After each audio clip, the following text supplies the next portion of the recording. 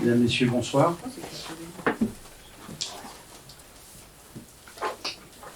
Bonjour. Oui, Monsieur le maire, en vertu de l'article 11, nous vous informons que nous allons enregistrer et filmer la réunion du conseil municipal. On reviendra sur le sujet plus tard, puisque je vous ai déposé un amendement. Et je tiens à vous informer qu'à partir de maintenant, la séance va être filmée. Que vous allez filmer. Tout à fait. Pas Quand je dis vous, c'est M. Marvaux. Non, c'est nous allons filmer, c'est M. Marc-Olivier Ferrand Ah, d'accord. qui va effectivement procéder à la captation vidéo. Oui, j'ai une question. Est-ce qu'il y a une demande de droit à l'image? Non, monsieur, vous êtes un élu de la Je République pose la en question, séance monsieur. plénière. Mais non, mais Monsieur, S'il vous je pose plaît. la question. Monsieur Marvaux. vous êtes un élu de la République. Monsieur Marvaux. S'il vous plaît, M. Si vous Marvaux. voulez qu'on fasse. Monsieur Marvaux. Je peux poser la question à monsieur le maire? Non, vous devriez le savoir. Ah, mais monsieur, je n'ai pas votre culture. D'accord? M. Marvaux. J'aimerais bien la voir. Tout ça, Mais monsieur. M. Je peux Marvaux. poser la question maintenant? Excusez-moi, monsieur Marvaux, je peux poser la question? Vous Non, m'autorisez à poser la question? Éric. M. Jouble. Monsieur Marvaux, je rappelle le règlement du conseil municipal, que le maire accorde la parole aux membres du conseil qui la demandent. Aucune intervention n'est possible sans cette demande. Voilà. Monsieur Jouble. Ma question était, monsieur le maire, est-ce qu'il y a une demande de droit à l'image? C'est une séance publique, Voilà. et la séance étant publique, et il n'y a pas d'autorisation préalable. Parfait. Dans Merci. le cas par contre, pour les personnes non élues, l'autorisation préalable est requise. Pour les personnes non élues, l'autorisation préalable est requise. Monsieur Marvaux. Alors, je me réfère, monsieur le maire, à l'article 11, Oui. d'accord, qui dit que les plans larges sont à privilégier dans le cas contraire, donc nous serons bien en plan large, l'autorisation préalable des personnes non élues est requise. C'est ça, c'est ce que je vous dis. On sera bien en plan large. Donc, il n'y a pas de problème d'autorisation préalable des personnes étrangères. Quant à la jurisprudence, monsieur le maire, elle fait que si des fonctionnaires territoriaux présents dans la salle et présents dans le champ ne souhaitent pas être filmés, il vous appartient, monsieur le maire, c'est la jurisprudence qui le dit, de les remplacer par d'autres personnes qui en accepteraient le principe. Il aurait été nécessaire que vous m'en informiez préalablement. Non, monsieur le maire, l'article 11 est strictement et scrupuleusement respecté. Bien. Bien.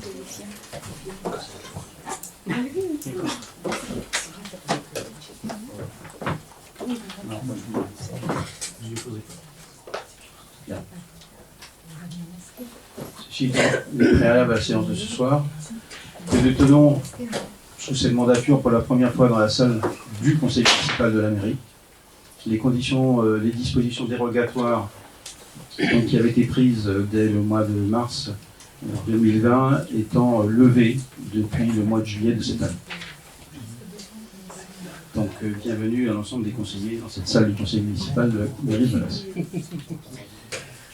Je vais commencer par demander à M. Martin de bien vouloir procéder à l'appel des conseillers.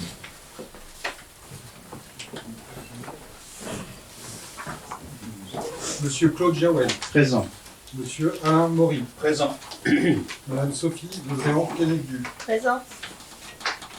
Monsieur Patrice Dumas, Présent. Madame Ghislaine Marzin, Présente. Madame Marie-Édith Massé, Présente. Monsieur Jean-Michel Pénard, Présent. Madame Françoise Leray, Présente. Monsieur Mathieu Gentes, Présent. Madame Gaëlle Mestry, Présente. Monsieur Laurent Jeanne, Présent.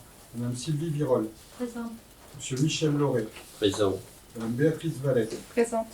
Madame Marie-Christine Garnier, Présente. Monsieur Serge Abraham, Présent. Monsieur Éric Jouble, Présent. Madame Florence Boulet, Présente. Monsieur Laurent Mollet, Présent. Madame Sophie Gaillard, Présente. Madame Magali Bertin, Est excusé à donner pouvoir à Mme Gaëlle Mestry. Madame Séverine Gauguin, Madame Élise Carpier, Présente. Madame Lisa Klimek, Est excusé à donner pouvoir à M. Mathieu Gentes. Madame Isabelle Lemarchand, Présente. Monsieur Jean-Baptiste Marvaux, Présent, Monsieur Yves Ferret, Présent. Madame Christelle Renaud, pouvoir. Est excusé et à donner pouvoir à M. Jean-Baptiste Marvaux. Monsieur Marc-Olivier Ferrand, Présent. Je sollicite un ou une volontaire pour assurer le secrétariat de séance. Sylvie Virol, pas d'opposition. Je vous transmets le dossier de notes.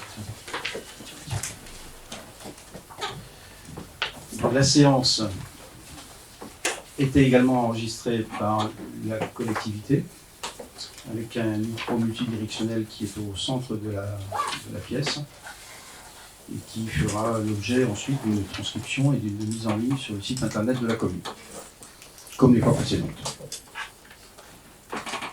Le premier point de l'ordre du jour porte sur la validation du procès-verbal de la séance du 29 juin. Y a-t-il des remarques?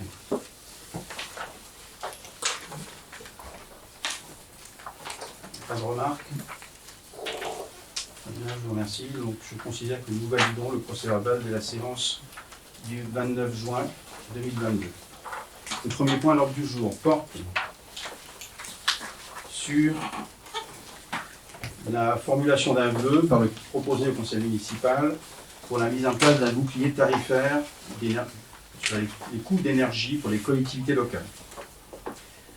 Donc, ce vœu est proposé à l'ensemble des collectivités locales adhérentes au syndicat départemental d'énergie d'Ille-et-Vilaine, qui depuis plusieurs années travaille à faire en sorte que les commandes d'énergie puissent être groupées pour pouvoir, en mutualisant les achats de gaz et d'électricité, obtenir de meilleures conditions tarifaires. Aujourd'hui, avec l'explosion des tarifs de gros de gaz et d'électricité, les conséquences financières pour les collectivités d'Ille-et-Vilaine vont être majeures et pour certaines impossibles à surmonter en 2023. À l'échelle du groupement d'achat d'énergie, le SDE 35 a finalisé l'achat des volumes pour 2023 aux valeurs suivantes. Le prix de gros du gaz pour 2023 sera de 74,8 € par mégawattheure, contre 74,8 contre 14,2 en 2022, prix qui a été fixé en 2020 pendant le confinement. Et le prix gros de l'électricité pour 2023 sera de 557 € par mégawattheure pour la base, ramenée à 274 € par mégawattheure grâce au mécanisme de la rente, contre 135 € par mégawattheure en 2022. Ces tarifs d'achat, en gros, vont conduire à une hausse des factures énergétiques des membres de groupement, multipliant par 2,4 les tarifs du gaz et par 2,6 pour l'électricité. La facture globale TTC des membres du groupement va ainsi passer de 28,7 à 74,1 millions d'euros, soit 45 millions d'euros de charges supplémentaires. Ces hausses, même avec d'importants efforts de sobriété énergétique, ne pourront être absorbées par le budget des collectivités du département sans de graves conséquences, voire des fermetures de services publics. C'est la raison pour laquelle, reprenant cette proposition de vœu du syndicat départemental d'énergie, je propose au conseil municipal d'émettre, en tant que membre du SDE 35, le vœu que l'État mette en place dès le 1er janvier 2023 un bouclier tarifaire à destination des collectivités locales. Donc, le secrétariat de noter l'arrivée de Mme Sévrier-Leguin. Et j'ouvre aux questions ou aux demandes de précision. Je soumets donc au vote en invitant le conseil municipal à formuler un avis favorable pour l'émission de ce vœu que l'État mette en place dès le 1er janvier 2023 un bouclier tarifaire à destination des collectivités locales. Qui ne prend pas part au vote, qui est opposé à ceci, qui s'abstient, donc adopté à l'unanimité, je vous en remercie. Pour le point 2, portant sur la modification du règlement intérieur du conseil municipal, la modification numéro 2, j'informe l'Assemblée que le groupe Ensemble pour Melès a déposé un amendement pour ce point-là. J'y viendrai tout à l'heure. Donc, la modification qui est proposée porte sur la modification des articles 22 et 23 du règlement intérieur pour prendre en compte les dispositions entrées en vigueur à compter du 1er janvier 2022 portant sur du juillet 2022 portant sur les règles de publicité et de conservation des actes par les collectivités territoriales et leurs groupements. Je ne vais pas reprendre la lecture précise des propositions modifiées qui, dans la note de synthèse, apparaissent de manière très nette en caractère bleu, portant à la fois sur l'article 22, sur l'article 23, et également un ajustement sur l'article 1, précisant que le conseil municipal se réunit et délibère à la mairie de la commune. Il peut également se réunir et délibérer à titre définitif dans un autre lieu situé sur le territoire de la commune, dès lors que ce lieu ne contrevient pas au principe de neutralité, qu'il offre les conditions d'accessibilité et de sécurité nécessaires et qui permet d'assurer la publicité des séances. Et de rappeler que la fréquence ainsi que le calendrier des séances pourront être modifiés en cours d'année, que le conseil municipal se réunit au moins une fois par trimestre et que ce calendrier des séances par semestre peut être adapté en fonction des nécessités. Le conseil municipal se réunit en principe le dernier mercredi de chaque mois pour ce qui concerne notre commune, à 20 h. Et sauf circonstances exceptionnelles, les séances se tiendront donc en mairie, salle des Siris, où nous sommes ce soir. Voilà ces précisions pour l'article 1. Y a-t-il des demandes de précision sur ce point avant que je fasse faire présenter l'amendement souhaité par le groupe Ensemble pour Melès? Une remarque particulière.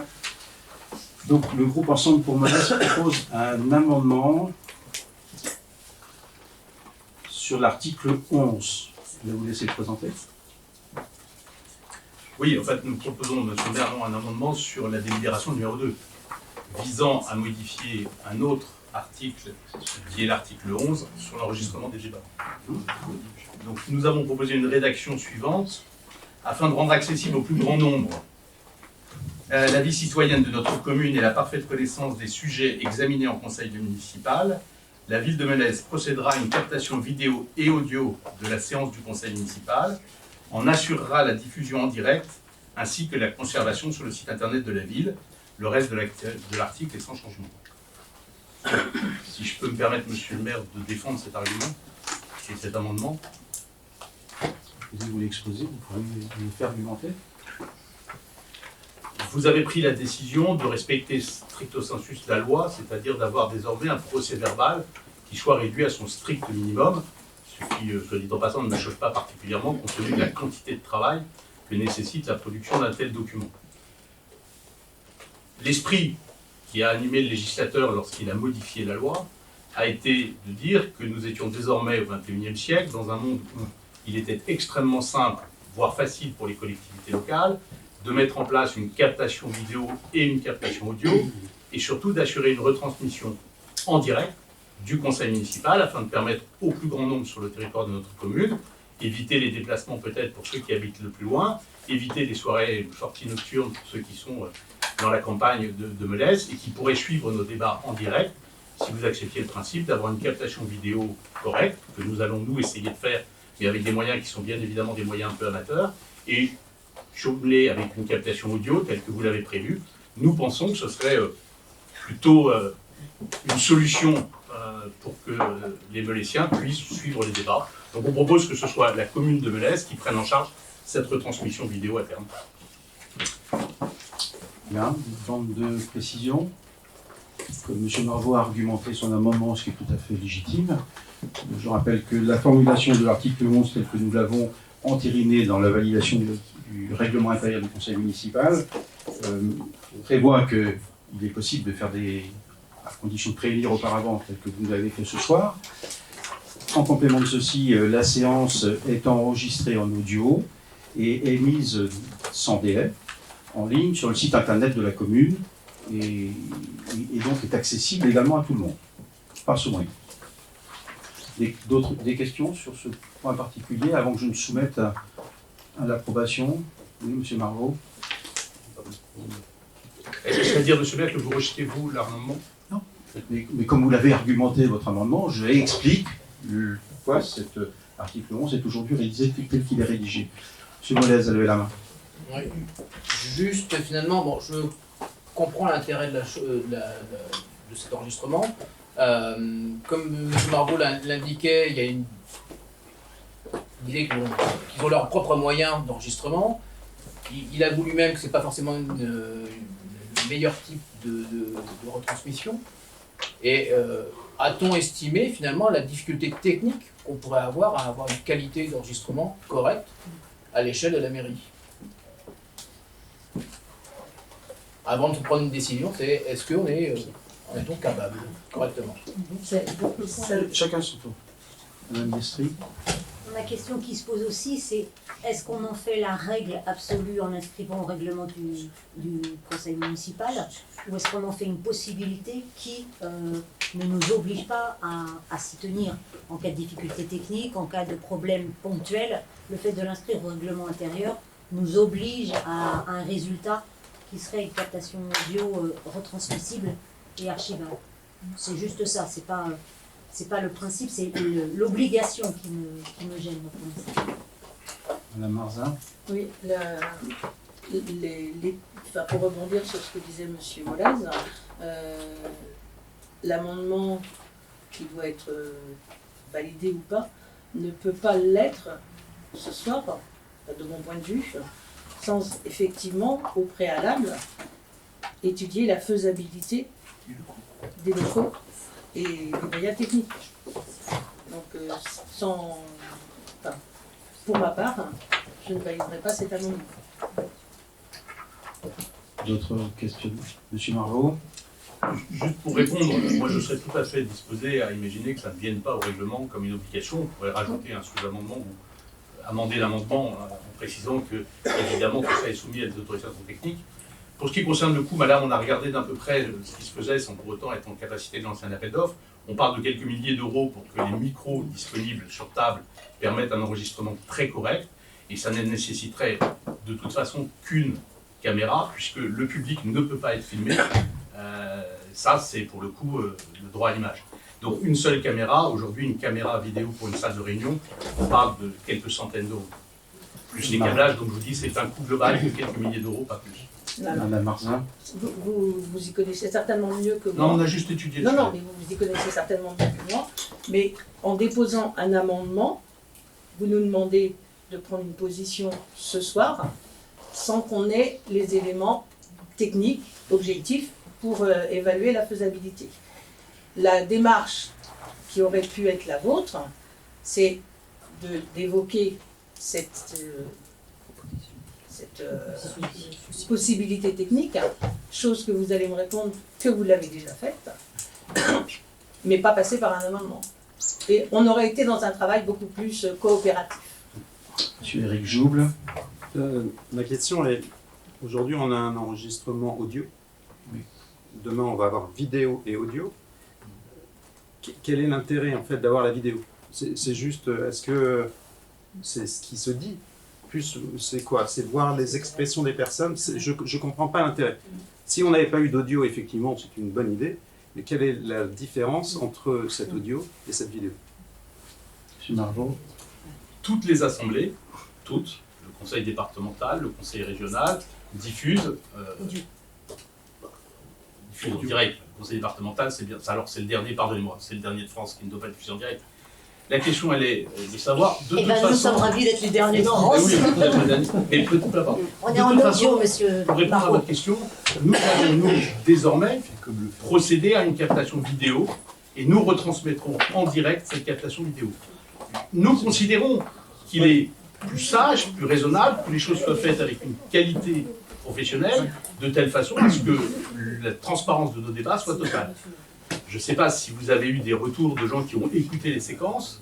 Il est plus compliqué d'écouter la séance que de pouvoir avoir le sentiment d'y participer à travers l'image. Voilà, c'est ce que disent les gens qui regardent le conseil municipal dans différentes communes. C'est ce que je suppose un certain nombre de musiciens seraient prêts à faire. Mais vous pouvez rejeter cet amendement, on s'y attend, je ne vous le cache pas. Madame Leslie. Juste pour l'information de tous, alors désolé monsieur Marot de vous contredire, mais bon, c'est pas grave en fait.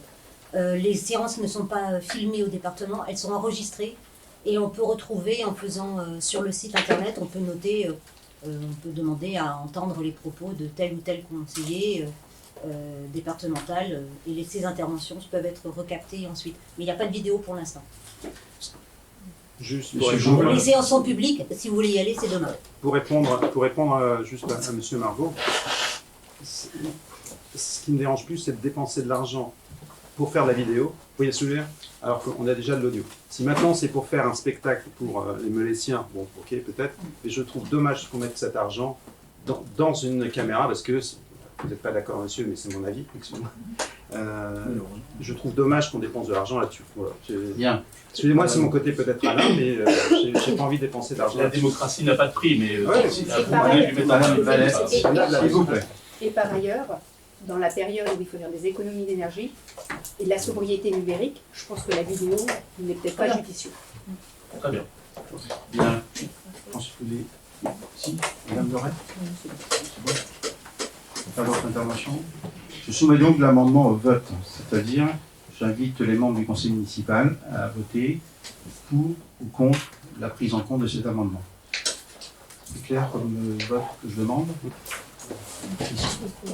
En l'état. Je pose la question au conseil municipal pour ou contre la prise en compte de cet amendement en l'état, tel qu'il est proposé ce soir. Ceux qui sont pour, 1, 2, 3, 4, Plus un pouvoir, 5, monsieur le maire. plus un pouvoir. Ceux qui s'abstiennent, 1, 2, 3. Ceux qui sont contre, à la différence. L'amendement est donc rejeté. Je propose maintenant de mettre au vote les modifications au règlement intérieur telles que je les ai présentées et telles qu'ils ont été présentées et figurent à la note de synthèse que vous avez tous reçue. Monsieur Marvaux. Juste une explication de vote, monsieur. Donc nous nous abstiendrons sur le vote de cette délibération compte tenu du refus sur l'amendement. Voilà, c'est juste une explication de vote. Je mets donc au vote la modification du règlement intérieur telle que je l'ai présentée et telle qu'elle était inscrite à la note de synthèse que nous avons tous reçue. Qui ne prend pas part à ce vote? Qui est contre ces modifications? Qui s'abstient sur cette modification? 5. Donc cette modification numéro 2 du règlement intérieur du conseil municipal est approuvée. Le point numéro 3 de l'ordre du jour porte sur un appel à projet du conseil régional en termes de valorisation et restauration alliant patrimoine naturel et culturel, avec la proposition de la candidature de la commune et du demande de subvention. Je donne la parole à Madame Sophie Loré-Anquelicdu. Merci. La région Bretagne, désireuse de susciter et aider les projets de connaissance, de restauration et ou de valorisation alliant les thématiques liées à l'eau, la biodiversité, les patrimoines matériels et ou immatériels, s'est adressée aux collectivités territoriales, aux associations et aux opérateurs du tourisme au travers d'un appel à projet valorisation et restauration alliant patrimoine naturel et culturel du 10 mai au 10 septembre 2022. Cet appel à projet comporte un important volet mobilisation citoyenne et action participative, ainsi qu'un volet partenariat entre acteurs de l'environnement et du patrimoine, de la culture et du tourisme. La ville de Melesse a répondu à cet appel à projet en déposant un dossier de candidature le 9 septembre 2022. Le projet concerne...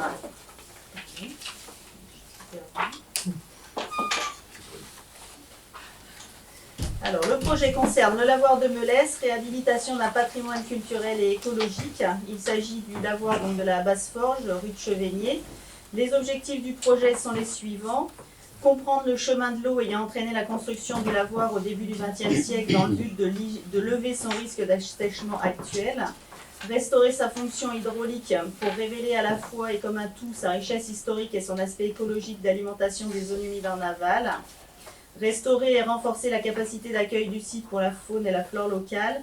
Réaliser la mise aux normes et en accessibilité pour une fréquentation tout public du site. Rénover son bâti dans les règles de l'art en respectant les techniques initiales, notamment la bauge, dans le but de développer les visites et projets à rencontre. Enrichir la connaissance des habitants de l'histoire de leur commune, se l'approprier et la partager. Marquer d'une transmission du passé une nouvelle entrée du centre-ville et valoriser le renouvellement urbain amorcé dans ce quartier. Et bien sûr, contribuer à l'échelle de la commune à la mise en œuvre des documents stratégiques intercommunaux et communaux, donc PLUI, schéma de train vert et bleu, plan de mobilité douce, schéma touristique, inventaire du patrimoine notamment. Vous avez le plan de financement, donc on a un budget total de 100 900 euros qui est détaillé donc en salaire y compris bénévolat, études, prestations de services, travaux, achats matériels et fournitures, avec une demande de subvention à la région Bretagne de 50%, soit 50 740 euros. 15% d'autres subventions possibles à 14 800 euros et un autofinancement à 35 360 euros. Merci. Avez-vous des questions, des demandes de précision?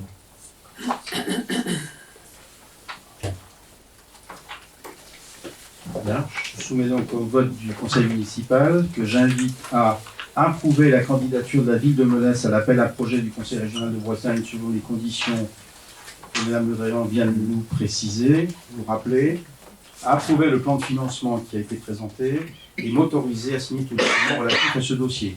Qui ne prend pas part à ce vote? Qui est opposé à cette proposition? Qui s'abstient? Je vous remercie. Le point 4, parcours d'activité physique pour tous, création et demande de subvention. Mme Le Drian Kenegdu. Donc la ville de Melesse a été labellisée Terre de Jeux 2024. Ce label est destiné aux collectivités territoriales qui souhaitent s'engager dans l'aventure des Jeux 2024 et mettre en valeur les pratiques sportives. À ce titre, la collectivité a sollicité l'Agence nationale du sport pour l'octroi d'une subvention relative à l'installation d'un parcours d'activité physique pour tous. Il s'agit de créer un parcours destiné à favoriser l'activité physique libre pour toutes et tous sur une boucle de 4 km. 4 stations d'exercice sont prévues, chacune proposant plusieurs équipements. La conception de ce parcours s'est faite en concertation avec différents représentants des clubs sportifs meulésiens et également les acteurs autour de l'accompagnement des seniors. Ce parcours est destiné également à favoriser le déplacement des seniors vers le centre-bourg depuis leur lieu de vie. Vous avez le plan de financement après, donc avec un budget de 39 978 euros qui se décompose en investissement, installation des appareils et également panneaux de communication avec une demande de subvention à l'Agence nationale du sport de 80%, soit 31 982,54 euros. Et comme le projet précédent, c'est un projet qui est transversal puisqu'il fait appel à différents services de la commune, notamment. Merci. Souhaitez-vous des précisions sur ce projet? Monsieur Ferret. Oui, monsieur le maire, je pensais que c'était un dossier sport, mais c'est pas très grave. Je voulais quand même rebondir par rapport. C'est un dossier sport, pas qui est présenté par Madame Le Drian, je pensais que c'était Monsieur Pénard. Je suis surpris que les représentants des clubs sportifs aient été reçus alors que la commission sport n'a pas été convoquée à ce sujet. Alors, la commission sport avait été convoquée à ce sujet lors d'une commission commune avec la commission environnement. Non, madame. On avait fait une réunion, c'était quand, Jean-Michel? On n'a pas une commission sport. Non, c'est une commission. Les membres, ce que dit Mme Le Drian, c'est que les membres de la commission sport ont été convoqués à une réunion transverse associant la commission et associant les membres de la commission environnement et sport. Voilà. Voilà. C'est simplement. Enfin bref, je voulais juste revenir sur la commission sport qui n'a pas été réunie depuis. Je crois qu'elle a été réunie qu'une seule fois en début de mandat. Pour la fête du sport, il n'y a pas eu de commission sport pour parler de ce sujet, alors que pour le marché de Noël, il y a une commission vie économique. Pour la piste d'athlétisme, un budget a été voté, on n'a pas du tout été convoqué à la commission sport pour parler de ce dossier. Donc, monsieur le maire, je souhaiterais, si je peux terminer, je souhaiterais que vous puissiez convoquer une commission sport dans les plus brefs délais avant la fin de l'année, de manière à pouvoir étudier tous les dossiers liés au monde sportif, tant au nom des associations qu'au nom des infrastructures, pour parler un petit peu du domaine sportif sur la vie de la commune. On n'a aucune information depuis plus de 2 ans et on est en droit de savoir. J'ai entendu. Ce point est en marge du point qui vient d'être présenté et qui est soumis au vote. Ce qu'il y a sur le point proposé au vote, des questions de compréhension. Je soumets donc, je sollicite. Je vous ai fait une demande, monsieur le maire. J'ai entendu, c'est ce que je vous ai dit, j'ai entendu. On aimerait pouvoir discuter autour d'une table au sein de la commission. On ne sait même pas trop qui sont les membres de la commission, tellement elle ne se réunit pas. Je ferai rejoindre. Je pense que là, vous permettez. Chacun. Mais il y a peut-être des membres de la commission sport qui doivent s'exprimer. Je dis simplement que j'ai entendu et que je ramène le débat au point numéro 4 de l'ordre du jour, en soumettant au vote, parce qu'il n'y a pas de question de compréhension, si j'ai bien regardé, en invitant le conseil municipal donc à approuver le plan de financement qui vient d'être présenté sur ce projet par Madame Le Dréan-Calécu, à approuver également de solliciter une subvention auprès des services de l'Agence nationale du sport et à m'autoriser à signer tout document sur ce dossier. Qui ne souhaite pas prendre part au vote? Qui est contre cette proposition? Qui s'abstient? Adopté à l'unanimité, je vous en remercie. Le point 5 de l'ordre du jour, appel à dossier. Pardon, monsieur Margot. Oui, monsieur le maire, vous n'avez pas répondu à la question Si. qui vous a été posée. Si, j'ai répondu. Je constate simplement, monsieur le maire, ce soir, que madame Calécu fait les délibérations sportives, que vous répondez en lieu et place de monsieur Pénard. Je suis obligé, monsieur le maire, de vous poser la question de savoir à quoi vous sert votre adjoint sport. Je croyais que vous alliez me demander à quoi ça sert. Monsieur Ferré s'est adressé à moi, je lui ai répondu. Le seul projet là que nous venons de voter à l'unanimité est un projet transverse, et dans cette transversalité, c'est Madame Le Dréan-Calécu qui était revenue pour présenter ce point. Voilà. C'est aussi simple que ça. Monsieur le maire, je vous demanderai donc de nous produire le document où les membres de la commission sport ont été invités à la dite commission, puisque je pense que ça relève du rêve. Une commission, monsieur le maire, une commission c'est légal. C'est présidé par le maire et ça se réunit autant que nécessaire sur les sujets qui concernent la commission. Force est de constater qu'à Melès, sur la commission sport, on pourra parler d'autres commissions extra-municipales qui ont pu être créées, mais sur la commission sport, elle ne s'est réunie qu'une seule fois depuis le début de ce mandat. Nous vous demandons officiellement ce soir, et je vous demande une réponse s'il vous plaît, sur le fait que nous souhaitons une réunion de cette commission pour pouvoir étudier tous les sujets qui n'ont pas été étudiés. Je vous ai répondu que je vous ai entendu. Et je propose... Nous entendre n'est pas une réponse. Mais si, c'est une réponse. C'est oui ou c'est non. Je vous ai entendu que je vous ai répondu que je vous ai entendu. D'accord. Voilà. C'est la concertation selon vous. Et je passe au point suivant de l'ordre du jour. Merci, monsieur le maire. Appel à dossier auprès du conseil départemental d'Ille-et-Vilaine sur le champ de la dynamisation des centres-bourgs, une candidature et demande de subvention. Je passe la parole à monsieur Maury. Le département poursuit son engagement en faveur du développement de l'offre de logement et de l'accès des services au public. Son action s'inscrit dans les enjeux et objectifs du schéma départemental d'amélioration de l'accessibilité des services au public, adopté en 2017, et du second plan départemental de l'habitat approuvé fin 2019. Elle se traduit par un appel à dossier annuel et multithématique, dynamisation des centres-bourgs, visant à soutenir les projets des territoires en centre-bourg. La ville de Melès répondra à cet appel à projet en déposant un dossier de candidature avant le 30 septembre 2022. Son projet concerne le secteur de l'allée Rouge-Côte. Les objectifs du projet sont les suivants: restructurer cet îlot stratégique en plein cœur du centre-ville, en y densifiant l'habitat et en y offrant notamment des logements locatifs sociaux et de l'habitat inclusif pour des personnes âgées en perte d'autonomie de plus de 65 ans. C'est ça qui vous fait rire, monsieur Marveau? Non, monsieur. Non. Oui. C'est juste vous avez la parole. Cet îlot fait l'objet d'une étude préopérationnelle de renouvellement urbain portée par la communauté de communes en cours depuis février 2021. Une présentation a été effectuée à la commission urbanisme le 5 mai 2022 par l'atelier du Canal. Une convention opérationnelle a été signée en 2016 avec l'établissement public foncier de Bretagne pour intervenir dans le cadre d'une préemption. Le projet de la commune est de poursuivre les acquisitions dans ce secteur pour y construire des logements.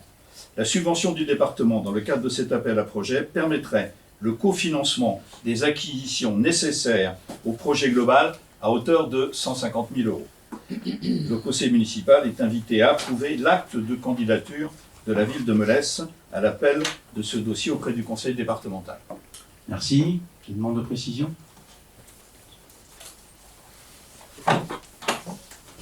Bien, donc je soumets au vote.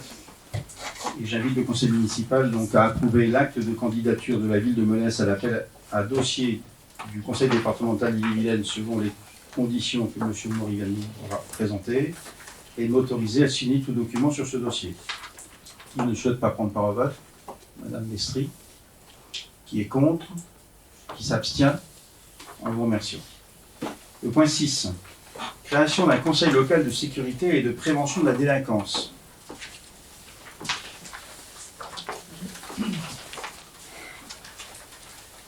La commune de Melesse a dans l'obligation de mettre en place un conseil local de sécurité et de prévention de la délinquance. Le CLSPD est l'instance de concertation locale autour de laquelle doivent se mobiliser les institutions et les organismes publics et privés concernés par la lutte contre l'insécurité et la prévention de la délinquance. Il constitue le cadre d'organisation des collaborations et coopérations effectives des différents acteurs de l'État et des collectivités, que ce soit les services municipaux, les travailleurs sociaux, les autorités organisatrices de transport et autres, ceux du secteur économique, les bailleurs sociaux, les commerçants, ou encore du secteur social et éducatif qui contribuent à développer des actions de prévention par la culture, les loisirs ou le sport. Le CLSPD doit favoriser l'échange d'informations entre les acteurs, la prise en compte des attentes de la population et de l'aide aux victimes. Il dresse le constat des actions de prévention existantes, définit des objectifs et des programmes d'action coordonnés dont il suit l'exécution. En termes de composition, le CLSPD est présidé par le maire ou son représentant. Le préfet d'Ille-et-Vilaine, le procureur de la République et le président du conseil départemental ou leurs représentants en sont membres de droit.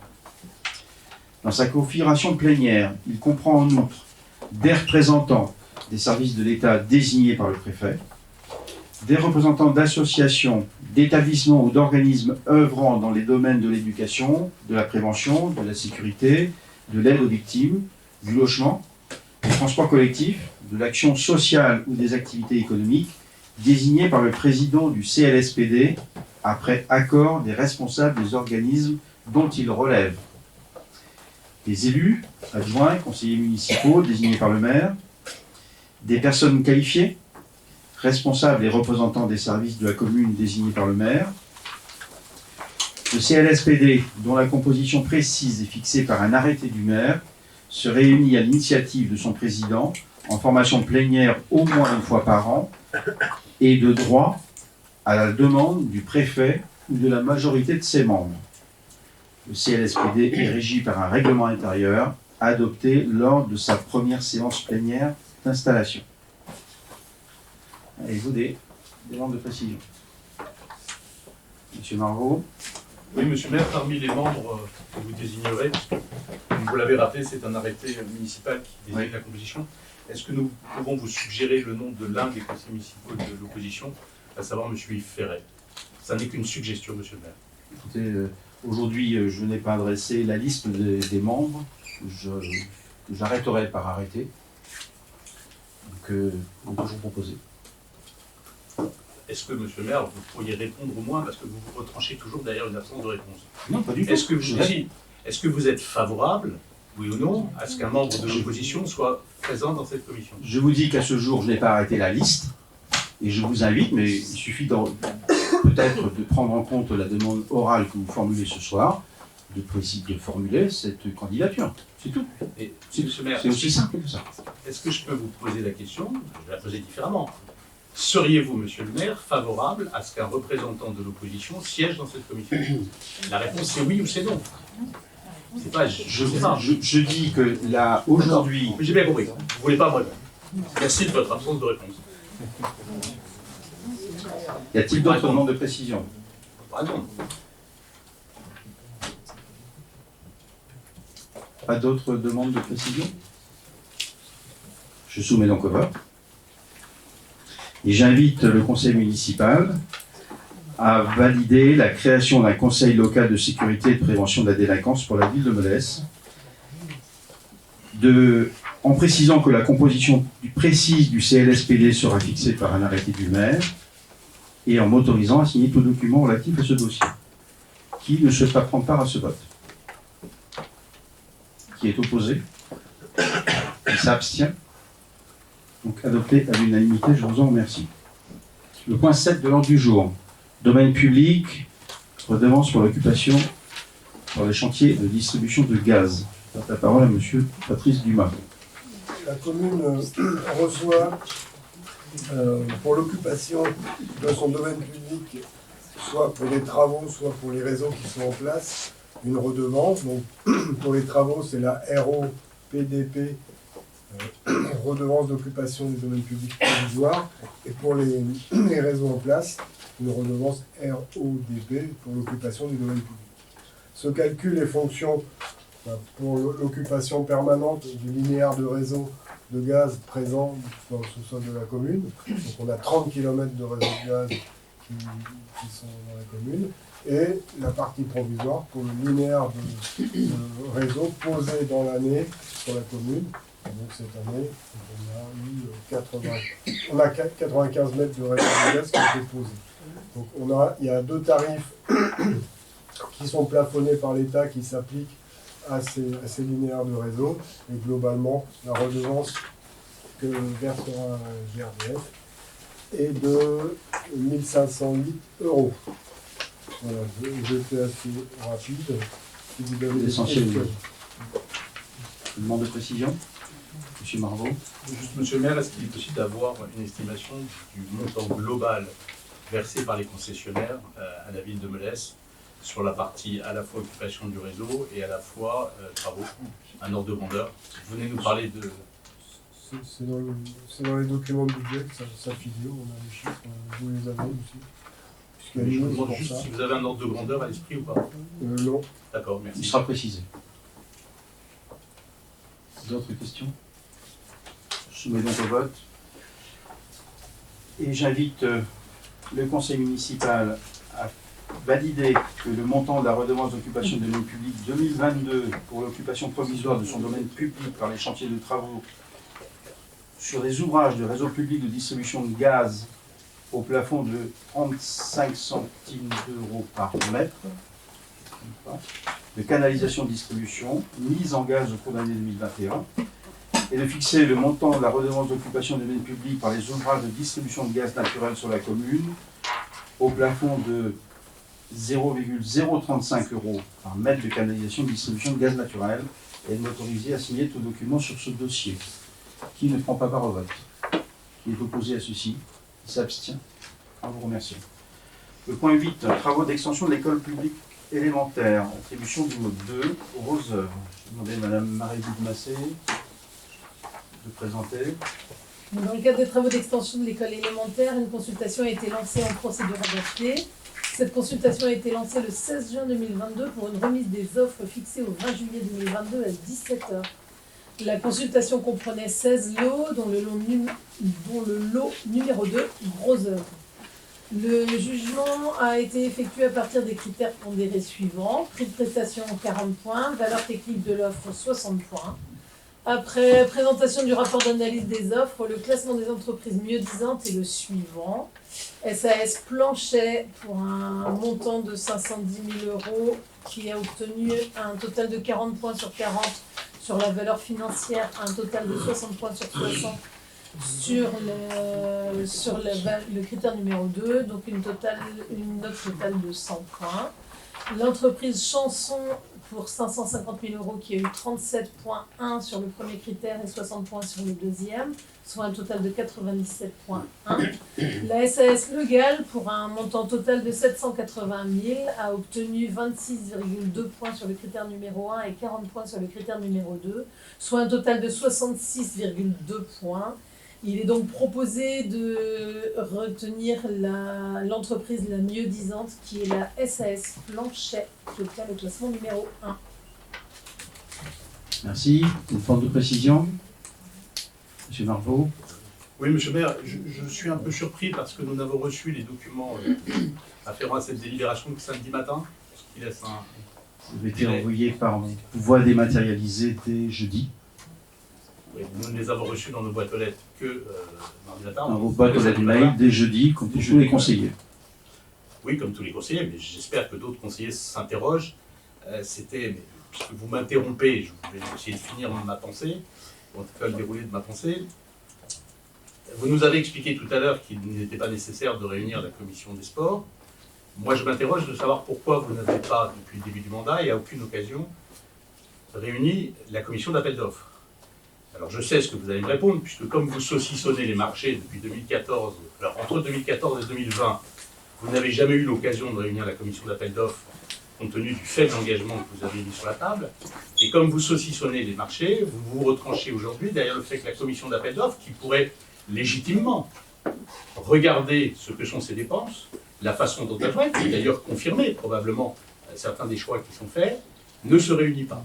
Donc une fois de plus, vous réunissez, vous créez des commissions, on pourra y venir sur certains conseils, là encore commissions extra-municipales que vous avez créées, dont on ne sait pas ce qu'elles font, mais pour ce qui concerne la commission d'appel d'offres, je m'interroge quand même sur le fait que vous ne l'avez jamais réunie depuis 2014, pas depuis 2020. Et je m'étonne qu'une commune ne cherche pas à avoir une action transparente sur les dépenses qui sont les siennes. Peut-être me suis-je trompé sur la période 2014-2020, mais il faudra me donner la date et le projet sur lequel elle s'est réunie. On vous donnera la date. Et le projet? Il semble que c'était un marché d'entretien de voirie. Non. Non, monsieur le maire. Ah si. À portée intercommunale. Tout à fait. Ah. Tu as complètement raison. À portée intercommunale. D'accord.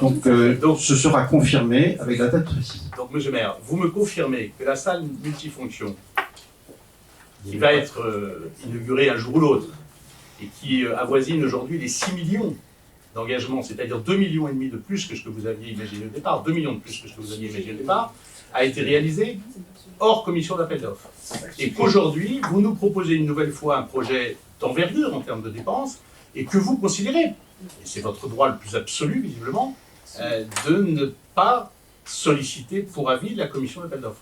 Moi, je m'interroge sur la réalité de ces commissions et pourquoi vous les créez si vous ne les utilisez pas. Cette commission d'appel d'offres, vous le savez très bien, et nous le savons tous ici autour de la table, c'est une obligation, elle doit être créée. Ensuite, elles sont nécessaires lorsque les marchés dépassent des seuils. Voilà. Alors, au cas particulier, ça ne dépasse pas les seuils. Elles sont obligatoires, monsieur le maire. C'est ce que j'ai dit. Non, vous avez dit nécessaire. Non, obligatoire.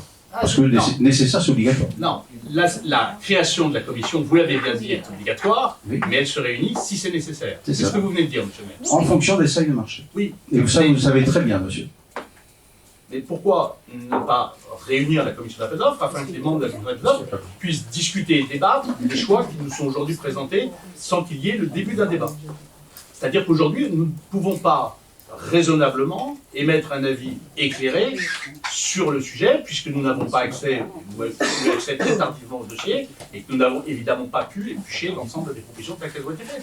Je le regrette, mais j'ai bien compris, là encore, monsieur le maire, que vous considérez qu'il n'y a pas lieu de réunir la commission d'appel d'offres. Donc, acte. Parce qu'il n'y a pas d'obligation. Ah non, c'est cette absence de transparence quand que je vous reprends dites toujours un peu. Tardivement, je souscris en faux.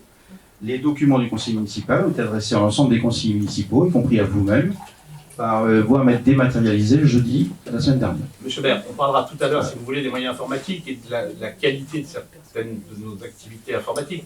Il ne vous a pas échappé que Idélib a eu quelques problèmes de maintenance et que pour un certain nombre d'entre nous, l'accès à Idélib a été particulièrement compliqué ces dernières semaines. C'est la raison pour laquelle nous vous avons sollicité pour avoir les documents en temps et en heure sous format papier. Nous n'avons eu dans nos boîtes aux lettres la convocation que je dis, strict respect de la légalité. En revanche, les documents techniques ne nous ont été adressés que samedi matin. Oui, mais la convocation par voie dématérialisée est la date qui compte pour respecter les délais de convocation. Il était si simple de réunir la commission d'appel d'offres pour qu'on puisse travailler. Mais je vois que cette idée même participative que vous appelez de vos voeux, vous ne le faites même pas avec votre propre équipe. Mais pas du tout. Bien. Est-ce qu'il y a... que vous ne réunissez pas votre commission? Non, je peux me permettre. Monsieur Maurice. Oui, excusez-moi. Oui, vous avez raison. Non, je donne la parole à M. Maury. D'accord. Non, je suis heureux de constater l'attachement de M. Marvaux aux commissions, et donc j'espère vous revoir dans la commission urbanisme très rapidement, M. Marvaux. Madame Mestri, Monsieur le maire, s'il vous plaît. non, mais je voudrais répondre à M. Maury qui porte une attaque directe à mon absence à la dernière commission. Non, pas votre absence, 3 absences, monsieur. Je donne la parole à Madame Mestri qui l'a demandé.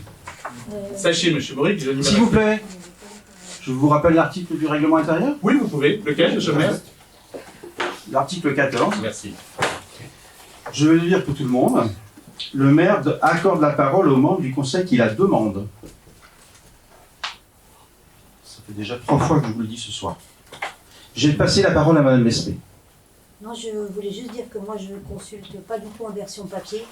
Je suis une adepte d'idées libres. Je m'étonne que vous ayez des difficultés. Si vous... enfin... Mais étonnez-vous, madame. Non, mais c'est le droit tout absolu de vous étonner. j'allais finir ma phrase, si vous le permettez. J'allais vous proposer mon aide, si vous le souhaitez. Mais non, mais pourquoi pas? On est collègues. Je vois pas ce qu'il y a de choquant. Monsieur Marvaux, vous avez demandé la parole. Je la retire. Ce serait pour dire une ânerie, donc on s'en passera tout. D'autres questions sur la proposition de retenir l'entreprise Planchet pour le gros œuvre de l'extension de l'école élémentaire? Je soumets donc au vote du conseil municipal, en invitant le conseil municipal à valider de retenir l'offre d'entreprise Planchet, à m'autoriser à signer toutes les pièces nécessaires pour la mise en œuvre de ces prestations. Qui ne souhaite pas prendre part au vote? Qui est opposé à ceci? Qui s'abstient? Abstention? Vote contre. Vote d'opposition. Non, vote contre. Oui, c'est ce que je dis. Non, monsieur le maire. Non, monsieur le maire, s'il vous plaît. J'ai posé la question qui est contre. Donc c'est Monsieur un le vote. maire, le vote, il est pour, il est contre, il est abstention. Il n'est pas d'opposition. D'accord? Non, mais monsieur le maire, vous ne pouvez pas raconter n'importe quoi. Le vote est contre. D'accord? Le vote est contre. Il n'est pas d'opposition. La France, le français est une langue. L'article 14 du règlement intérieur précise qu'aucune intervention n'est possible pendant le vote d'une affaire soumise à délibération, monsieur. Très bien. Ça, vous connaissez par cœur. Par cœur. Et pourtant, vous enfreignez. On parlera Comme sur autre chose. Comme sur autre chose. Comme sur autre chose. Donc je reprends la délibération en invitant le conseil municipal à valider de retenir l'offre de l'entreprise Planchet, à m'autoriser à signer toutes les pièces nécessaires pour la mise en œuvre de ces prestations. Qui ne prend pas part au vote? Qui est contre cette proposition? 4, 5. Qui s'abstient? Donc adopté à la majorité. Sur le point 9, convention de mise à disposition d'un terrain pour Enedis et d'une convention de servitude pour l'alimentation électrique de la salle multifonction. Madame Marie-Édith Massé. Dans le cadre de l'alimentation électrique de la salle multifonction, le Champcourtin, la société Enedis doit créer son réseau et poser un poste de transformation au niveau du projet du Mail. Le poste occupera un terrain d'environ 7,5 m² situé au Grand Girouzet, à Melès, faisant partie de l'unité foncière cadastrée A343. Le dit terrain appartenant au domaine privé de la commune permettra la mise en place d'un poste de transformation du courant électrique et de tous les accessoires alimentant le réseau de distribution publique d'électricité. Ce poste de transformation fait partie de la concession et à ce titre sera entretenu et renouvelé par Enedis. Pour assurer l'exploitation des 10 ouvrages, Enedis bénéficiera de tous les droits qui lui sont conférés par les lois et règlements, notamment celui de procéder aux élagages ou abattages de branches ou arbres pouvant compromettre le fonctionnement des ouvrages et ou porter atteinte à la sécurité du bien. La convention de mise à disposition est conclue pour une durée des ouvrages dont il est question et de tous ceux qui pourraient leur être substitués sur l'emprise des ouvrages existants. Dans le cas où le poste viendrait être définitivement désaffecté et déséquipé, rendant le lieu libre de toute occupation et mettant fin à la convention, Enedis fera son affaire de l'enlèvement des ouvrages. Une convention de servitude est également conclue pour la pose du réseau électrique dans une bande de 3 mètres de large pour 3 canalisations souterraines d'ailleurs, d'une longueur d'environ 400 mètres. Ce réseau sera installé également sur l'unité foncière cadastrée A343 au Grand Girouzet à Melès. La convention de servitude est conclue pour une durée des ouvrages, dont il est question, et de tous ceux qui pourraient leur être substitués sur l'emprise des ouvrages existants. Merci. Demande de précision. Je soumets donc au conseil municipal. J'invite le conseil municipal à approuver les termes de la convention de mise à disposition d'un terrain et conditions énoncées et synthétisées par Madame Massé, à approuver les termes de la convention de servitude pour l'alimentation électrique de sa multifonction et conditions précisées dans cette convention et de m'autoriser à signer cette convention et tout document relatif à ce dossier. Qui ne prend pas part à ce vote? Qui est opposé à ceci? Qui s'abstient? Donc adopté à l'unanimité, merci. Point 10, stockage de boue de la station d'épuration, convention de mise à disposition d'une fosse. Madame Marie-Lise Massé. Pour le stockage d'égouts de la station d'épuration, M. Roger Simon met à disposition de la commune de Melesse une fosse de 450 m3 sur son exploitation située au lieu-dit Les Champs-Chouarins sur la commune de Montreuil-le-Gard, moyennant une rémunération annuelle de 3 000 €, revalorisée annuellement à la date d'anniversaire de la convention en fonction de l'indice des fermages de l'année en cours. Cette convention est signée rétroactivement pour une durée de 3 ans à partir du 1er janvier 2022. Merci. Monsieur Jouble.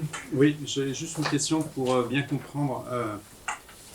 Nous avions déjà eu des unités de stockage. Pourquoi on reprend une nouvelle unité de stockage de boue? On reprend une nouvelle unité de stockage pour 2 raisons. La première parce que, à cause du Covid, on a une obligation de traitement des boues et donc un délai d'attente qui nous empêche de dépendre et de vider les fosses automatiquement. Et nous avons une fosse qui était jusqu'alors utilisée chez un particulier et que l'on ne peut plus remplir à hauteur parce qu'elle a une fuite. Et donc, on a été obligé de chercher un autre silo. Merci. La demande de précision complémentaire. Je soumets donc au vote du conseil municipal. Pardon.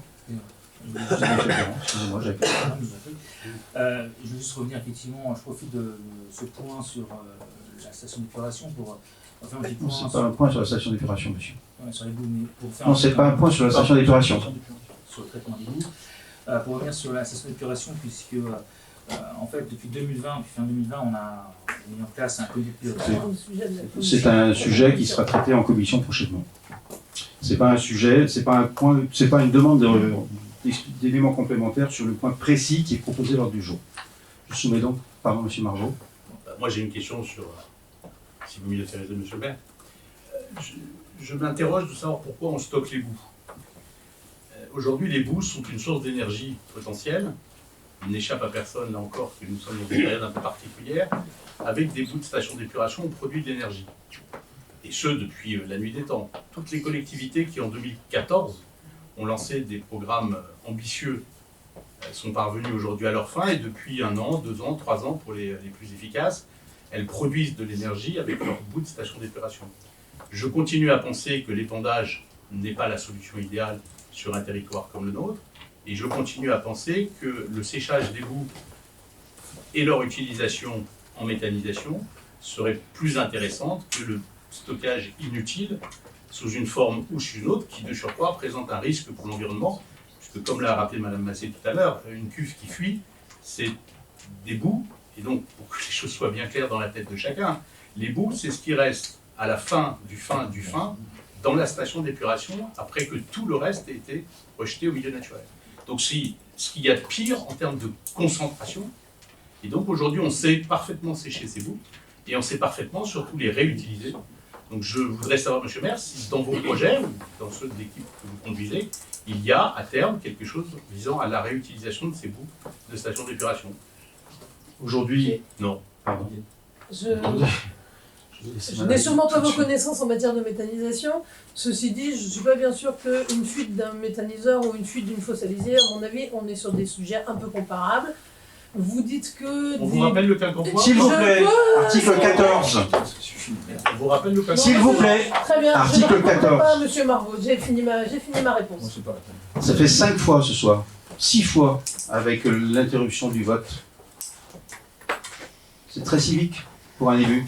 C'est très civique pour un élu. Et ça vous fait rire. Et avec le sourire. Et ça vous fait rire. Ça me fait sourire. Ça vous fait rire. Ce qui explique bien des choses. Très bien, monsieur le maire. Bien des choses. Je ne sais pas ce que ça explique, mais je découvre ce ça soir explique. que vous êtes psychologue, si ce n'est psychiatre. Peut-être. Bien. Ce que vous aviez exprimé, c'est un autre avis sur un choix de méthanisation. Aujourd'hui, le point est d'inscrire l'ordre du jour et de contractualiser la mise à disposition d'une fosse supplémentaire pour stocker des boues, tel que ça a été présenté. Monsieur Margot. Donc, double explication de vote, monsieur le maire. Nous nous abstiendrons, enfin, le groupe Ensemble Melesse s'abstiendra sur cette délibération. Et donc, j'engage le pouvoir qui est mis en abstention. Et pour ce qui me concerne, je ne prendrai pas part au vote, puisque je ne prends jamais part au vote sur les délibérations qui concernent l'eau et l'assainissement, puisque pour des raisons professionnelles, je suis soumis à un devoir de réserve. Bien. J'invite donc le conseil municipal à valider les termes de la convention de mise à disposition d'une fosse par M. Roger Simon et à m'autoriser à signer cette convention ainsi que tout document relatif à ce dossier. Donc ne prend pas part au vote M. Jean-Baptiste Marvaux. Qui est opposé? Qui s'abstient? J'avais dit 4.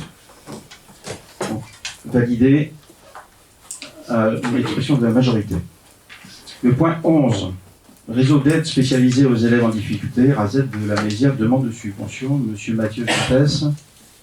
La ville de Melesse fait partie du secteur de l'antenne du réseau d'aide spécialisé aux élèves en difficulté, RAZED de la Mézière, rattaché aux écoles publiques.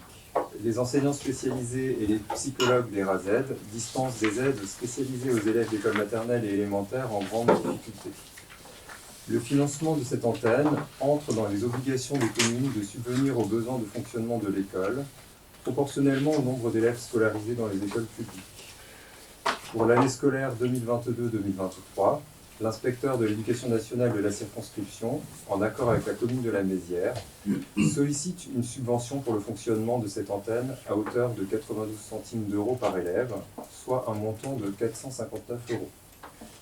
La commune de la Mézière centralisera le versement des subventions. Merci. Demande de précision. C'est clair pour tout le monde. J'invite donc le conseil municipal à valider l'attribution d'une subvention de 459 euros au titre du RAZED tel que demandé, à m'autoriser à verser les subventions à la commune de la Mézière, ainsi qu'à m'autoriser à signer tout document relatif à ce dossier. Qui ne prend pas part à ce vote? Qui est contre? Qui s'abstient? On vous remercie. Le point 12, dénomination de voie au Champ Collioure. Madame Marie-Édith Massé. Suite au projet de réhabilitation de la maison des Sœurs en logement, ainsi que la construction d'une maison individuelle, il convient de procéder à la dénomination de la voie au sud du programme desservant la maison individuelle, afin de pouvoir communiquer aux futurs résidents leur adresse précise utile pour effectuer les démarches auprès des administrations et des services publics. La maison individuelle a son seul accès donnant sur le chemin des Champs Collioure. Il est proposé que la voie desservant la maison individuelle soit dénommée le chemin des Champs Collioure. Merci. C'est clair pour tout le monde. Pardon, monsieur Ferré. Oui, monsieur le maire, lors de la dénomination du mail du Champ-Courtin, j'avais proposé à l'époque le nom d'Eugène Leroy. Je ne vais pas rappeler qui est Eugène Leroy, il a beaucoup fait pour les associations sur Melesse. Il lui avait d'ailleurs remis la médaille de la ville lors de son centenaire. Je pensais qu'il était opportun éventuellement, on vient de découvrir, on n'a pas eu mention dans les semaines précédentes de la dénomination que vous aviez choisi des Champs Collioure. J'aurais pu peut-être le proposer. Je pensais qu'il était opportun éventuellement de pouvoir dénommer ce chemin Eugène Leroy. Vous aviez dit que vous auriez une réflexion à ce sujet-là lorsqu'on en avait parlé. Surtout que ce chemin est situé entre l'ancienne maison des Sœurs et les équipements sportifs, donc voilà, il y a toute une symbolique. Voilà, je voulais savoir où vous en étiez de votre réflexion et si on pouvait suspendre cette délibération. La proposition que vous aviez faite, je l'ai prise en compte. La dénomination proposée ce soir, les Champs Collioure, c'est parce qu'elle correspond au lieu cadastral, le lieu géographique, et connu ainsi sur la commune depuis toujours. Tout le monde appelle le chemin des Champs Collioure. Et aujourd'hui, il s'appelle déjà dans la conversation courante le chemin des Champs Collioure. Et il y a une certaine urgence à prendre cette délibération pour permettre aux propriétaires des logements, ou au moins aux prestataires, de pouvoir dénommer l'adresse précise. Et c'est pas pour autant que je n'ai pas bien enregistré ce que vous avez demandé à un conseil municipal. Est-ce que des créations de rues ou des dénominations, il ne va pas y en avoir 50 des créations de rues, oui, dans les lotissements, mais je me doute bien que vous n'allez pas appeler une rue Eugène Leroy dans un lotissement. Il faut une certaine harmonie dans les thématiques de rue. Et donc là, on reste quand même dans le centre-ville. Mais la dénomination connue de tous, c'est bien les Champollions. Je propose de maintenir cette délibération, enfin, cette dénomination. Je peux mettre au vote pour cette dénomination du chemin des Champollions, et de m'autoriser à signer tout document sur ce dossier. Qui ne prend pas part à ce vote? Qui est contre cette proposition? Qui s'abstient? 5. Donc c'est validé à la majorité. Le point 13, concernant la modification du cadre d'emploi d'un emploi à pourvoir pour la commune. Madame Mestri. Le poste de technicien VRD a été créé par délibération sur le cadre d'emploi de technicien territorial et n'est pas pourvu, faute de candidature adéquate. De manière à faciliter les recrutements, il est proposé d'ouvrir le poste à l'ensemble des grades des cadres d'emploi de technicien territorial et d'agents de maîtrise territoriale dans le respect des lignes directrices de gestion définies le 30 mars dernier. Le comité technique consulté le 20 septembre a émis un avis favorable. Merci. Les demandes de précision. Je soumets donc au vote le conseil municipal en invitant le conseil municipal à adopter cette proposition et à modifier que le tableau des emplois soit modifié en conséquence à compter du 1er octobre de cette année. Qui ne prend pas part à ce vote? Qui est contre? Qui s'abstient? Je vous remercie. Le point 14, accueil de service civique, Madame Mestri. Vous le savez, le service civique a été créé en 2010, est ouvert aux jeunes de 16 à 25 ans. Ils ont une durée de mission de 6 à 12 mois pour des missions d'intérêt général au sein d'un organisme à but non lucratif auprès d'une personne morale de droit public. Le service civique est rémunéré à hauteur de 600,94 € par mois, 489,59 € payés par l'État et 111,35 € en nature ou en argent pris en charge par l'employeur. Depuis 2015, la commune de Melesse accueille des volontaires pour contribuer à participer à l'animation et au développement des actions en faveur de la biodiversité communale. Aussi, pour poursuivre cet engagement, il est proposé d'accueillir 2 volontaires du 1er janvier au 31 août 2023.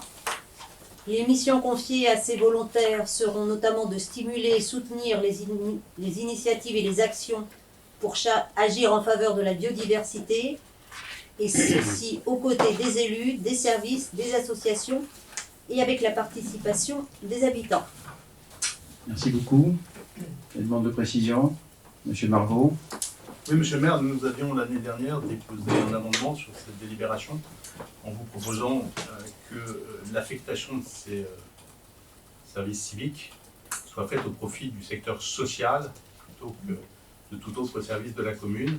Vous aviez l'année dernière refusé le principe même. Nous n'avons donc pas redéposé cette année d'amendement. Donc ce sera une simple explication de vote, monsieur le maire.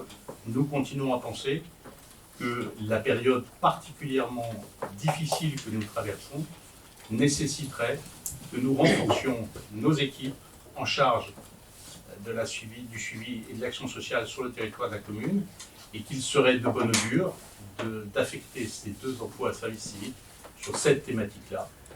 J'imagine que rien n'échappe à personne sur la façon dont les choses ont été conduites en 2020, en 2021, et la façon dont l'année 2022 se profile, sans parler bien évidemment de ce qu'elle sera 2023. Donc voilà, nous continuons à penser qu'il serait de bon ton d'affecter ces 2 emplois à service civique au profit du social plutôt qu'au profit d'une autre activité, quelle qu'elle soit d'ailleurs.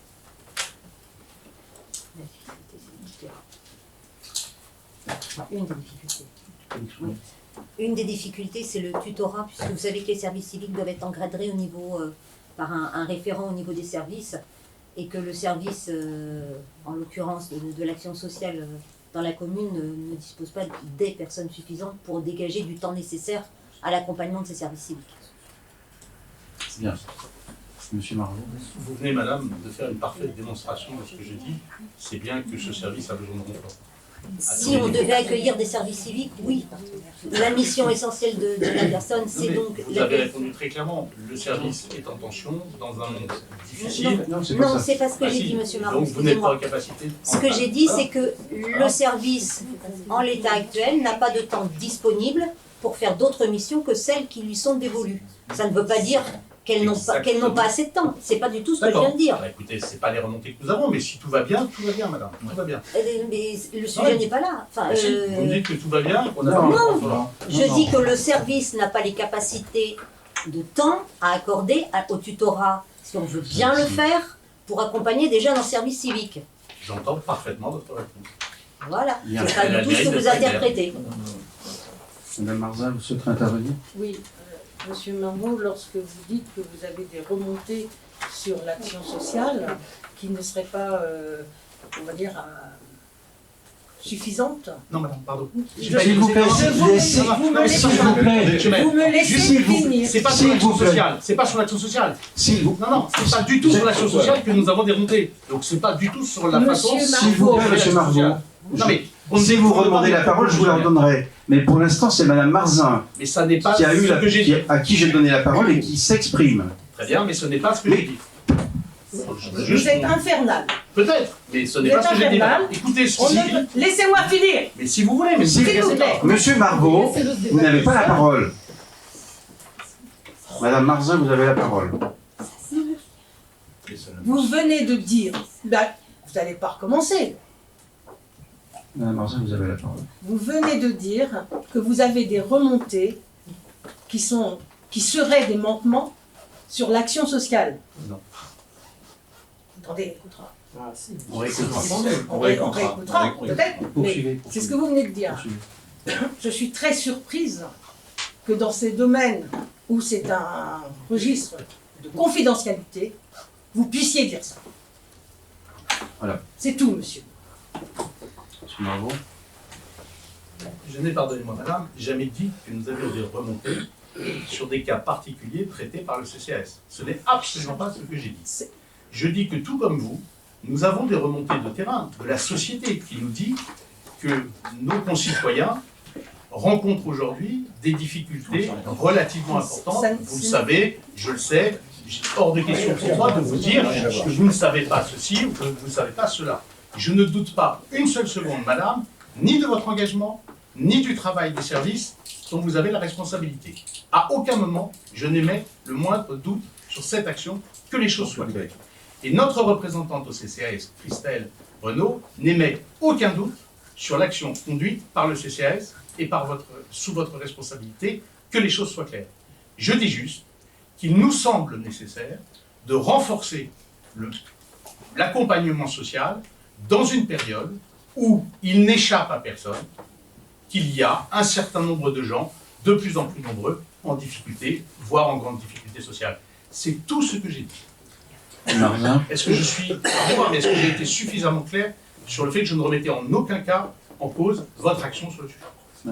Vos propos ne s'appuient pas sur des choses, des vraies données.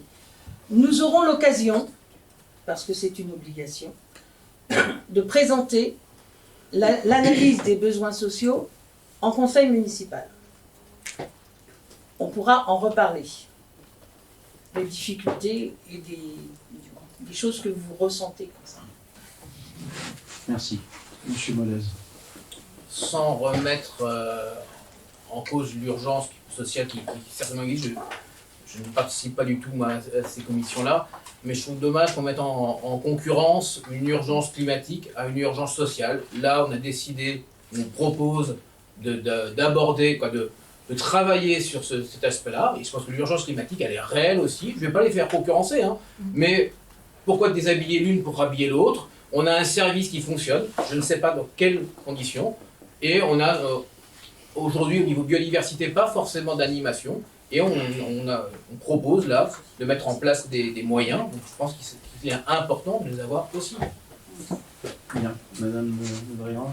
Juste pour les services civiques, en fait, c'est lié à un agrément, et l'agrément qu'on a, c'est pour des actions sur l'environnement. Bien, je soumets au vote. J'invite le conseil municipal, je demande au conseil municipal de m'autoriser à demander l'agrément nécessaire auprès de la direction départementale interministérielle chargée de la cohésion sociale, de renouveler l'accueil de 2 volontaires dans le cadre du dispositif service civique au sein de la collectivité du 1er janvier au 31 août 2023 et de m'autoriser à signer l'ensemble des documents relatifs à ce dossier. Qui ne prend pas part au vote? Qui est contre? Qui s'abstient? 5 abstentions. En vous remerciant. Donc c'est adopté à la majorité, en vous remerciant. Le point 15, budget participatif, comité de pilotage qui reçoit des représentants des élus. Béatrice Valette.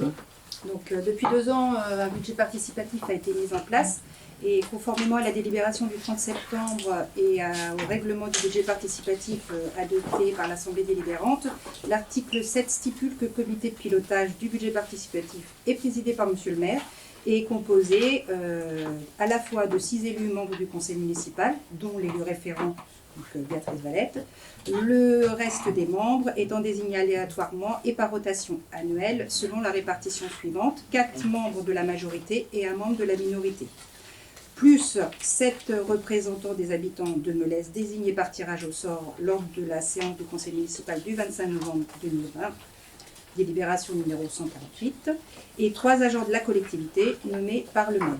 Donc, pour le prochain appel à contribution à projet pour le budget participatif 2022-2023, du coup, il faut désigner 5 élus par un tirage au sort qui sera effectué lors de cette séance. Donc on va pouvoir procéder à ce tirage au sort. J'ai demandé à 2 volontaires de chaque groupe. Pardon, Benjamin. Oui, j'avais juste une question, Madame Valette. Est-ce qu'il sera prévu prochainement un petit compte rendu, quelques informations sur les 2 projets précédemment sélectionnés? Je peux déjà faire un petit point d'avancement, faire un peu plus d'infos. Pour le premier appel à projet, il est quasiment finalisé. Voilà, je suppose que si vous allez... La Fontaine des Rigons. Voilà, la Fontaine des Rigons, si vous passez aucun grand poids, tout l'aspect sécurité, l'aspect mise en valeur de la fontaine a été effectué. Après, il y a surtout les abords encore à aménager, et ça on le fera plutôt à l'automne, pendant la période où c'est plus propice pour les plantations et l'installation du banc. Pour l'appel à projet de cette 2021-2022, donc qui avait été la mise en place de tables de pique-nique et de barbecue, l'ensemble des marchés ont été lancés et ça devrait être fait également avant la fin de l'année. Merci. Je propose, merci. Je propose donc à ce que 2 volontaires de chacun de nos groupes politiques puissent s'avancer pour tirer au sort ce secrétariat de séance est assuré par Mme Birol. On prendra note donc des...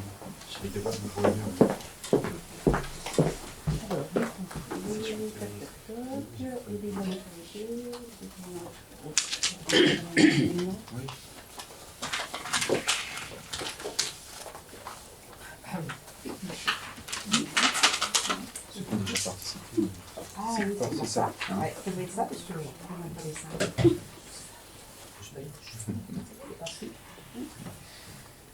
Jean-Baptiste Marvaux. Pardon? Ce sera sans moi. Ça sent bon. Non, mais je ne souhaite pas participer. Ok, donc on retire. Alors, je ne sais pas comment on fera pour les prochaines séquences. Alors, allez-y. Bah, je ne sais pas si on retire au sort. Je sais pas, moi, je sais pas moi qui ai le règlement. Le règlement, c'est... Il y a 4 de la majorité et 1 de la minorité. De l'opposition, madame. De l'opposition, de la minorité. De l'opposition. Aujourd'hui, on peut encore tirer au sort. Monsieur Ferrand? Marc-Olivier Ferrand. Vous acceptez cette mission? Monsieur Ferrand.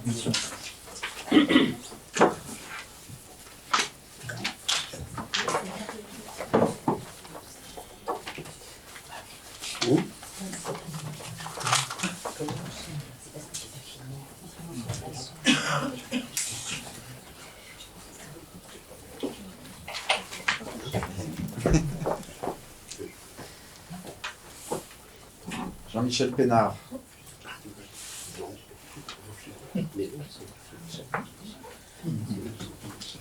Serge Abraham.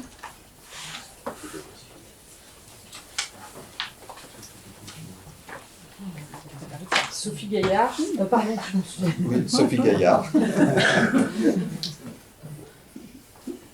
Et Élise Carpier. Merci. C'est bon. C'est bon. C'est bon. La Birole de redonner les noms, tu l'as inscrit. Oui, Monsieur Ferrand, Monsieur Pénard, Monsieur Abraham, Madame Gaillard, Madame Cartier. Très bien, merci. Ceci était le dernier point inscrit à l'ordre du jour du Conseil de ce soir. À suivre, des informations concernant le marché public lié à l'EDIA et autres décisions prises sur la commune.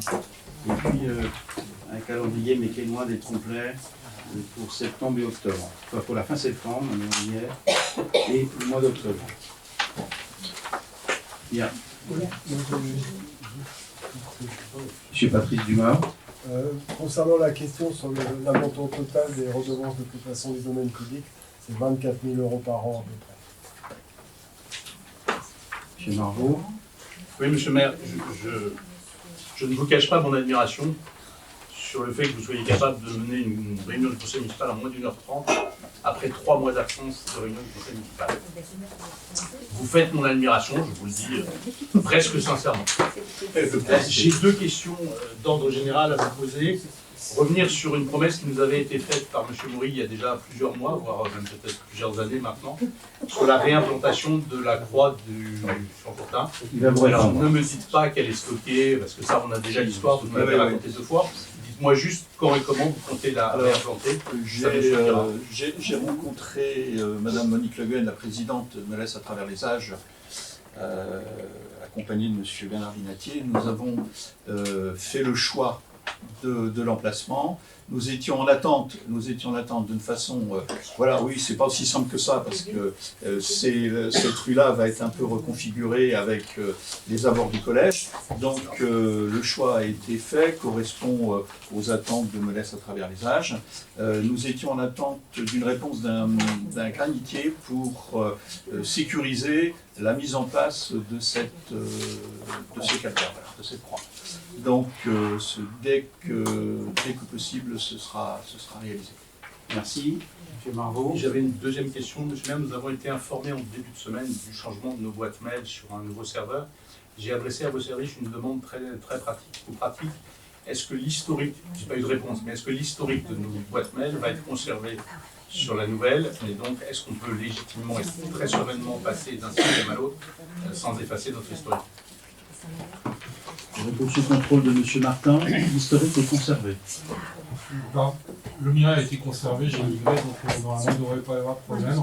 On va redemander une précision. Normalement, il ne devrait pas y avoir de problème, M. Martin, qui m'inquiète, mais si vous me dites que ça marche, il n'y a aucun souci. Je n'ai pas 100% de certitude, M. Margot. Non, mais si vous l'avez fait et que ça marche. Moi, j'ai procédé à la migration en ce qui me concerne. J'ai retrouvé tous les mails. Mais je redemanderai précision au prestataire pour vous garantir une réponse totalement fiable.